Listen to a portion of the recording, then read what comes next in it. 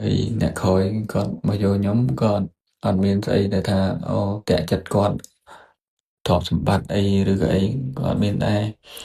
គាត់យកខ្ញុំដោយសារគិតថាអត្តចរិតអីត្រូវជាមួយគាត់ចឹងទៅស្ងៀមស្ងាត់អីអត់ផឹកស្រាអត់អីហ្នឹងគឺត្រូវគ្នាទាំងអស់ចឹងទៅក៏គាត់ទទួលយកខ្ញុំទៅហើយទទួលយកហ្នឹងដំបូងក៏គាត់អត់ដឹងថាខ្ញុំធ្លាប់មានគ្រួសារដែរប៉ុន្តែដល់ពេលគាត់ដឹងទៅក៏គាត់ខ្លួនអស់ហើយក៏បានបញ្ជាក់ទាំងសងខាងទៅថាអឺបែកបាក់គ្នាហើយអីចឹងទៅដឹងទៅបានទទួលយកទៅគ្នាមកក្រោយនេះគ្មានខ្ញុំអត់មានអីឲ្យគេបន្តិចទេអត់សោះតែខ្ញុំផាត់ក្បត់មែនអីទៅមិនថាទេតែខ្ញុំមានការដឹងឮទាំងអស់គ្នាហើយហ្នឹងបែរជាមកទៅជារឿងផាត់ក្បត់រឿងអីប៉ះពាល់ដល់អូនខ្ញុំគាត់ក្រោយអត់ដឹងអីសោះគ្នាអត់ដែលមាត់ដែលកគេចោទគ្នាថាយកប្តីគេគឺធ្លាប់ជេរធ្លាប់អីគាត់ពីមុនដែរប៉ុន្តែគាត់មិនដែលតបមិនដែលតអីទេព្រោះគាត់ច្បាស់លើខ្ញុំនេះគាត់ក៏បានដឹងទាំងសងខាងដែរចឹងទៅម៉ែឪចាស់ទុំសងខាងក៏គាត់ដឹងឮថាយ៉ាងអញ្ចឹងដែរព្រោះដឹងច្បាស់ហើយថាខ្ញុំជាប់គ្នាអីបានគាត់ឲ្យតាក់ទងហ្នឹងប៉ុន្តែមកបែរជាមានរឿងអញ្ចឹងគាត់មកហោងថ្មបាក់សុទ្ធហ្មងបើគាត់លួងលោមខ្ញុំវិញទេព្រោះគាត់ថាវារឿងវាមិនពិតយើងមិនបាច់គិតទេគាត់លួងលោមខ្ញុំប៉ុន្តែខ្ញុំមានអារម្មណ៍ថាដោយសារតែខ្ញុំបានធ្វើឲ្យរឿងវាកើតឡើងមកអញ្ចឹង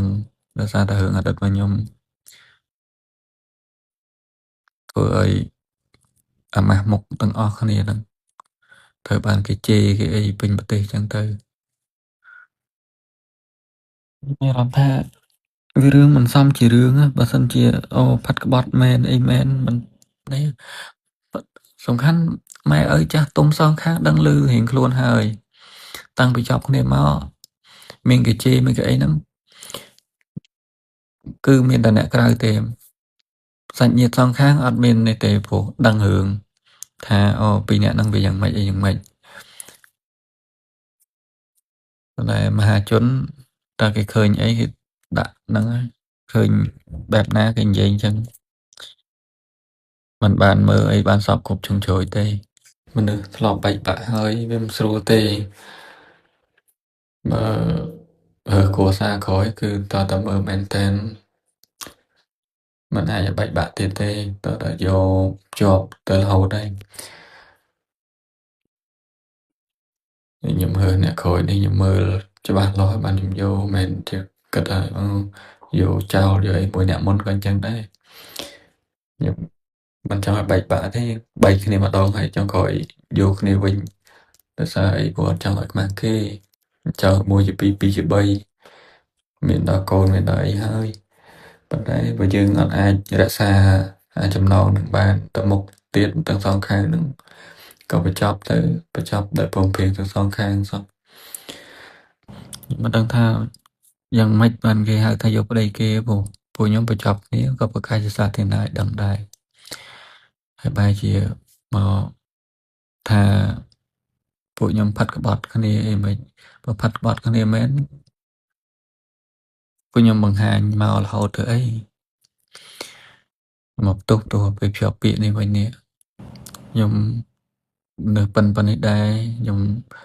សិក្សាពីធម៌ពីអីដែរខ្ញុំមិនស្គាល់អីទៅជាធម៌កាមេសុមិច្ឆាចារទេខ្ញុំកាន់សិលដែរថ្ងៃខ្ញុំអត់ផឹកស្រាអត់ជួបបរិយអត់អីទេមិនដែលទៅដើរលេងអីភ្លើតភ្លើនបែបក្មេងអីគេណាក៏អត់ដែរមើលប្រវត្តិខ្ញុំទៅប៉ុន្តែ